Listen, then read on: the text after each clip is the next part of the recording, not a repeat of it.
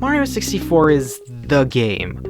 Sure, Pong was the first video game, and sure, Mario Bros. 1 saved the video game industry, along with Duck Game, and there have been many prolific games with dedicated fan bases that have left an impact on gaming culture, leaving it forever changed, and the industry wouldn't be the same without them. But Mario 64 is, in my opinion, the game that encapsulates every aspect of gaming culture. It's a game a lot of people have played, it's got an active ROM hacking community, one of the most iconic speedrunning communities, memes, content creators dissecting the game, theories and rumors galore such as L is real, the Wario apparition, personalized copies, and so many more. Not to mention it completely changed the direction the game industry went from there on. On a smaller scale, it introduced the framework for how most games would control the player and their cameras in 3D, but on a larger one, its impact could not be overstated. After Mario 64 released, every game wanted to be a 3D platformer collectathon. Banjo-Kazooie, Donkey Kong, Glover, Conker, Gex, Croc, freaking Bubsy. There are so many games nowadays that try to emulate the feeling of these old games, like Yooka-Laylee, A Hat in Time, and even Nintendo realized how fond people are of this style when they decided to make Odyssey.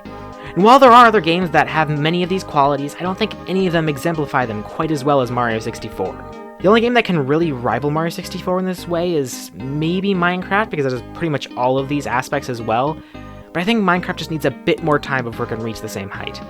You'll get there one day, kiddo. That's not to say that I think Mario 64 is the best game ever made, or even a 10 out of 10 one. Far from that. I have many problems with the game, and it's far from my favorite. But the overall quality is not what I'm trying to make a claim about. Vanilla is probably the most iconic ice cream flavor, that doesn't mean it's the best one. I'm just trying to say that I think Mario 64 is the most iconic game of all time. And when you have a game as iconic as Mario 64, you're gonna have a lot of people who want to slice that mustachioed Italian Mamma Mia pizza pasta ravioli pie. As I mentioned before, a lot of games have tried to do their own spin on this formula, with varying levels of good. But I found a very interesting one of these games a few years back. You see, I was looking for games to play, so I went to the epicenter of good games made by competent devs, Roblox. On that day, however long ago, I was curious to see if anyone had made anything Mario 64 related. Maybe a map where you could just walk around Peach's castle, or obbies based on the main levels of the game, so I decided to type in the 2 words that led to my discovery of something I didn't expect. Mario 64.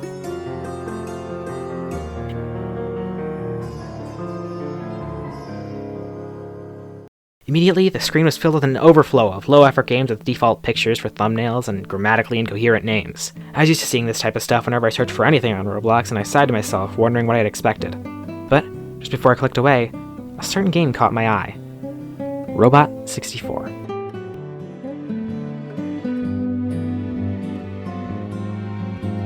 Curious as to what I had just found, I clicked on the game. It seemed interesting, so I played it. Fast forward a couple of years and I get a YouTube notification. Simple Flips, aka my dad, has uploaded Robot 64. The memories came flooding back of the time I spent playing Robot 64, making me wonder if the game held up. I mean, I remember enjoying it, but maybe it was just easier to please back then, or maybe I just gave it slack because it was good for a free Roblox game. Fast forward today, and I'm still thinking about a Roblox game I played a couple of years ago. What I want to do in this video is take a look at Robot 64, really examine every element, and 100% complete it to see if it's worth your time or just another soulless wannabe. So without any further ado, let's just backwards long jump into it. Immediately upon entering, I'm reminded that your player character is set to Beebo, the protagonist, which means none of you get to see my lovely avatar.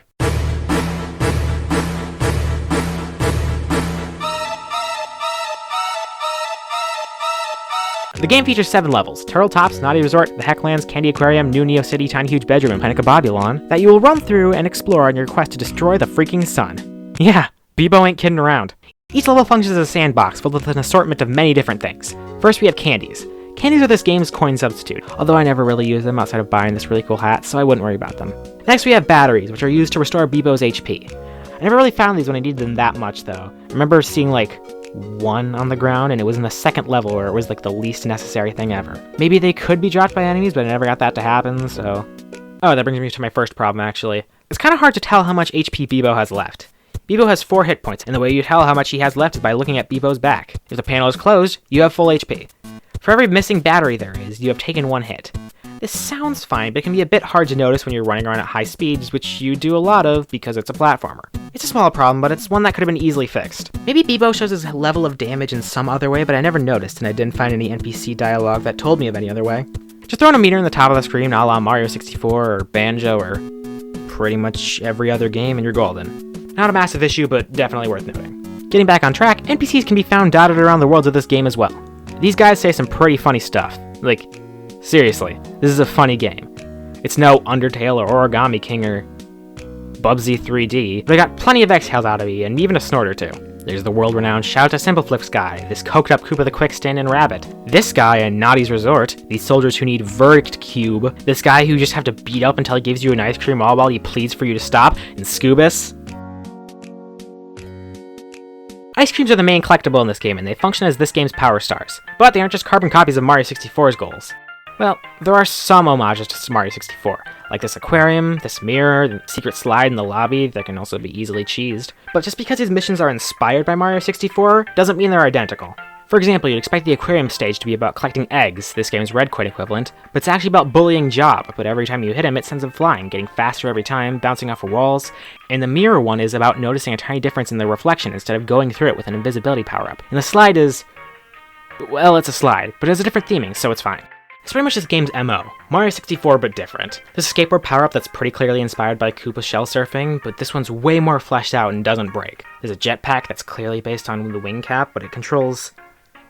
not perfectly, but better than the wing cap because it doesn't feel like you're constantly slowly falling and it isn't on a timer. There's a Koopa the Quick knockoff, but it's a rabbit who's really bad at racing and also downed 50 cans of Monster Energy. There's a level whose name references Tiny Huge Island, but it differs from that level by not being bad. These little callbacks to Mario 64 are super endearing in the same way that regional forms of Pokemon make me go, whoa, that's super clever, I would have never thought to build off of this foundation you had to reach this final product. I like stuff like that. Getting back on topic, the ice creams aren't just simple go here do thing missions. No. There are so many different win conditions you can achieve, from getting 10 fireflies in a jar to light up a lighthouse to, again, beating up a random guy for no reason, to plugging in a laptop and then typing in the password, to skateboarding, to feeding a black hole random objects, to playing the keyboard for like an entire minute with a single mistake meaning restarting. Yeah, I don't like that one. Point is, this game is super creative. It put its own spin on the sandbox collectathon genre. Speaking of spinning, that's a thing you can do in this game. How does this game control? This game controls surprisingly well once you get used to it. Yeah, I know, I was expecting it to feel terrible. And while it certainly has its moments, just running around feels super good. Beebo has a staggering amount of movement options.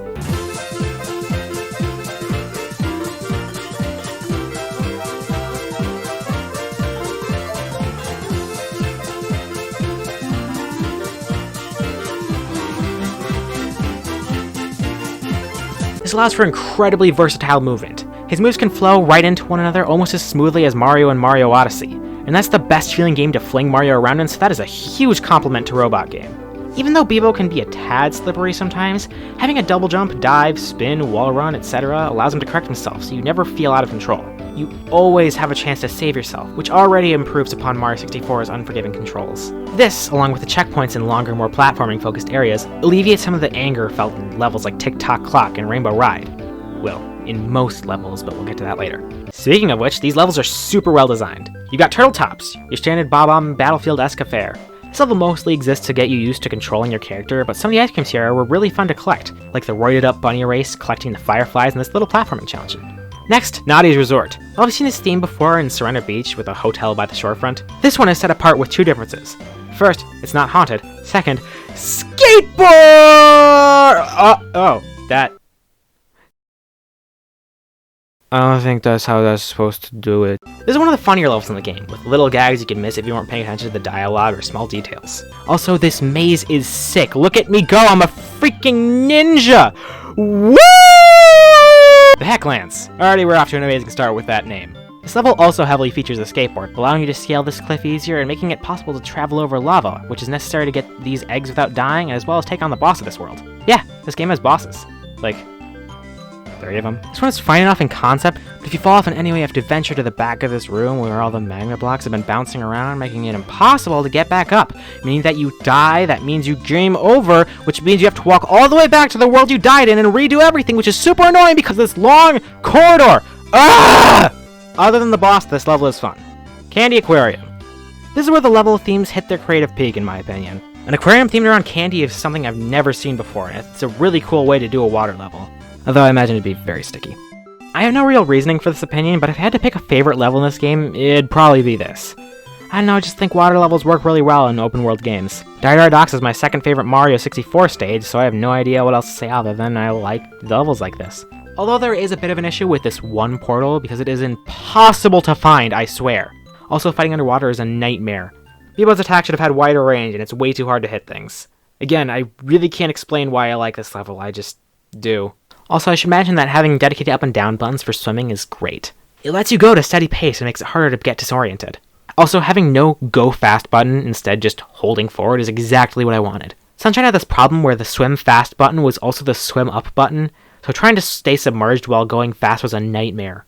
Just another instance of this game controlling super well. New Neocity literally means new city. New Neocity, or is it New Neocity? Is a vaporwave level, which is already a pretty unique level aesthetic. But I think it provides a pretty decent gateway to discussing a few issues I have with the game. For starters, this level is a bit barren. It's bigger than it needs to be and there's not that much to do and every building looks the same. Maybe throw in some NPCs or make the buildings unique aesthetically. Like maybe a parking garage you can parkour on, or just anything to make each building feel more substantial. Take some inspiration from Odyssey, even though I'm pretty sure this game came out before Odyssey, but you get my point. Secondly, I think it's a pretty good time to mention the jetpack because this level features it pretty heavily. While it isn't as bad as the wing cap, it is still not great. For one, you can't activate the jetpack out of a double jump, which is just a minor thing that tripped me up a couple times. Secondly, you move super fast, but the turning is so wide. This makes hitting objects really hard, especially when they have just the tiniest hitboxes. Like, seriously, the ice cream needs to be easier to hit. On top of this, the jetpack doesn't use the typical plane controls you'd expect, pressing down going up and pressing up going down. This messed me up so much. There should be an option to invert the y-axis like with pretty much every other game that has stuff like this. Generally, the jetpack doesn't feel great, but it isn't so bad that it's unplayable, because it usually gives you ample chances to correct your mistakes, because it, again, isn't on a timer and lets you stay airborne longer. Also, the initial launch lets you start flying from the ground, which is better than the wing cap. Not to mention the camera is zoomed out way more than in Mario 64, so you can actually see where you're going. Also, another thing in New Neocity's defense, jetpacking around at that level feels probably the best out of anywhere in the game. Unlike Mario 64, you can actually use it pretty much anywhere and start flying. You don't need to find a cannon to take off, so it makes it a much more versatile and useful form of travel. Next we have Tiny Huge Bedroom, which is a big, large house. This level really uses the idea of being small to the fullest, like carrying a crayon or writing with it, finding household objects for toys, bouncing on the bed, platforming on shelves, and these incredibly janky chords that I hate. I sure hope they don't come back later in the game. Oh, wait! I went into this playthrough with the memory of this being my least favorite level, but I honestly have no idea why outside of the chords. I think it's a solid level, and it's pretty creative, from its wing conditions to the way it allows you to travel around the map. Overall, these levels are designed pretty well. Not only are they big and open, but they're easy to navigate, and you never really feel like you're lost. You can always see a portal or an ice cream, so you always have a goal to work towards. But there is one thing that I haven't mentioned that completely changes everything for the better in this game. You can collect multiple ice creams without being sent back to the lobby. This means you aren't arbitrarily interrupted while doing menial tasks, and you don't have to choose between grabbing one ice cream or the other, like you sometimes have to do in Mario 64.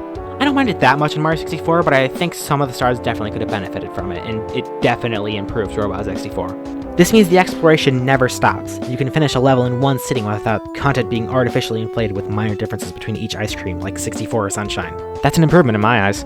That's not even to mention the secret levels a la Mario Sunshine. But, instead of stripping the player of movement options and leaving them with the janky physics, Robot 64 trusts in its abilities to create interesting challenges based around the movement engine. Some of these will use your entire moveset in ways I never expected. Sure, some rely on gimmicks, like navigating in the dark, bullying Job, etc., but plenty are just about really solid platforming challenges built around Beebo's surprisingly agile robot limbs. Actually, I do have one more gripe. There is a secret stage that does take away Beebo's movement options without even telling the player, and it sucks and it's the worst and I hate it. Incidentally, this is also the Wario level that I hate. Moving on, we have level 7, Planet Kabobulon. This level serves as the typical final recast stage. You know the type. Reuses old assets from each world and tests you in themed challenges based around each world. Basically a boss rush, but for levels. And most of these are pretty decent platforming challenges. I do have to say, however, that I despise the new Neocity one because it reuses those stupid janky chords, and if you die, you have to do the entire thing over again. Ugh! After that Nightmare Secret level, we have the 2 final ice creams that are a Champion Road-esque level and the final boss. But I'm going to put that on hold for a second while I talk about the music because I couldn't really find any other place to talk about it.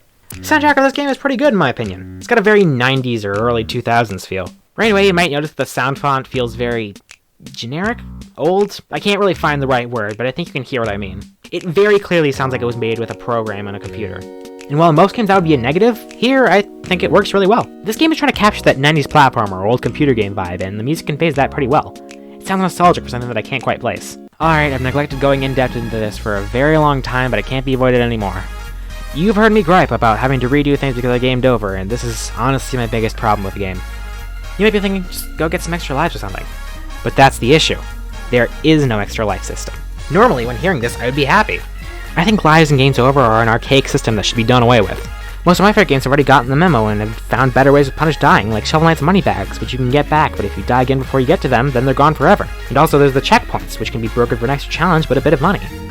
But that is not how this story goes. In this game, you can fall into a bottomless pit and respawn at the last checkpoint, which is great. But you can only do that for as much HP as you have left. That means that you really only have one life at all times.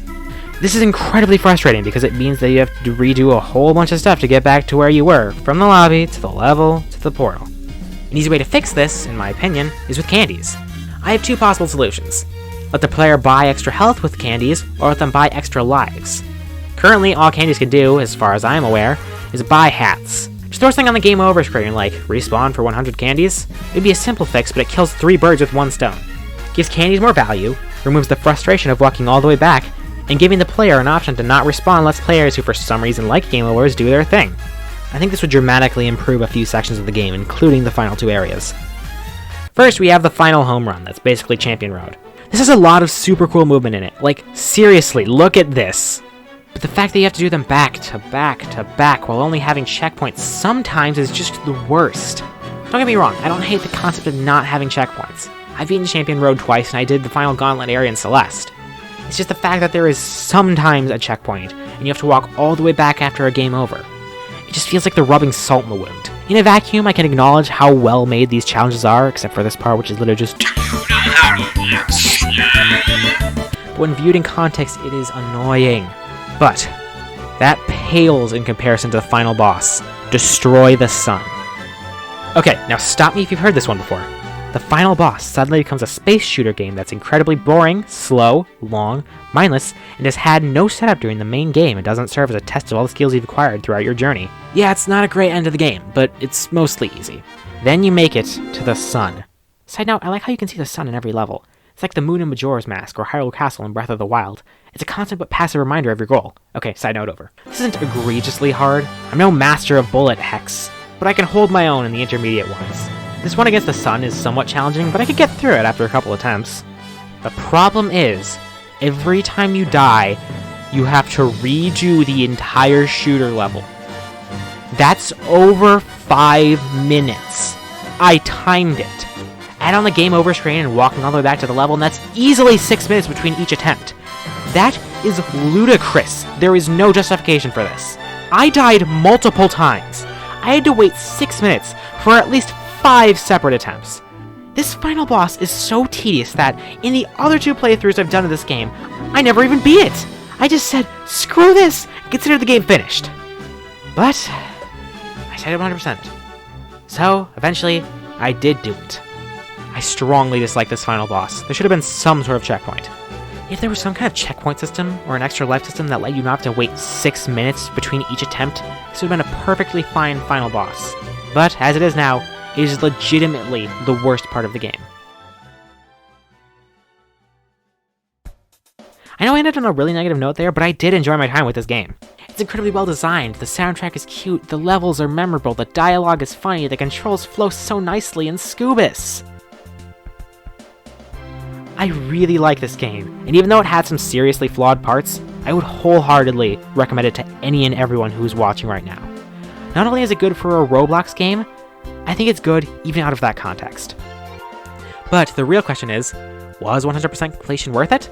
Well, there are 7 levels with 54 ice creams in total. I was able to blast through it in around 5 hours playing somewhat casually. The fact that you can get all the ice creams in a level without getting kicked back to the hub makes them super quick. There's no artificial bloating, no filler. The final boss in the last level, those I have a harder time recommending. They're super tedious to retry if you happen to game over, but if you don't mind something like that, go for it. The last level before the boss is a great platforming challenge, minus the maze. What do you get for beating the game? As far as I can tell, access to the jetpack in the hub, as well as this portal. I ran around in here for a bit, but I couldn't quite figure out what it was, and upon returning the next day, I was unable to find the jetpack again. So the 100% completion reward is basically just self-satisfaction as far as I can tell. Anyway, there's a decent amount of content here. Not only is there an entire 7-world 54 ice cream story mode, but there's also a fully fledged level editor. I messed around in it for a while and I made a level, so if you want to check that out, links in the description. Even further, on top of that level editor, there's 2 extra levels you can get for 250 Robux. The only time I've ever spent Robux is when it was given to me by a friend, but if I ever find myself in possession of some more, I'm absolutely going to spend some here to support this game, because it captivated me. Is Robot 64 worth it? In my eyes, yes. Even if you don't like Roblox, even if you've never played a platformer, I recommend this game. It pays homage to classic platformers of the Nintendo 64 era, and even outdoes them in some areas. It's super charming, super fun, and super good. Except for these stupid chords! Ah! 7 out of 10 better than Sunshine.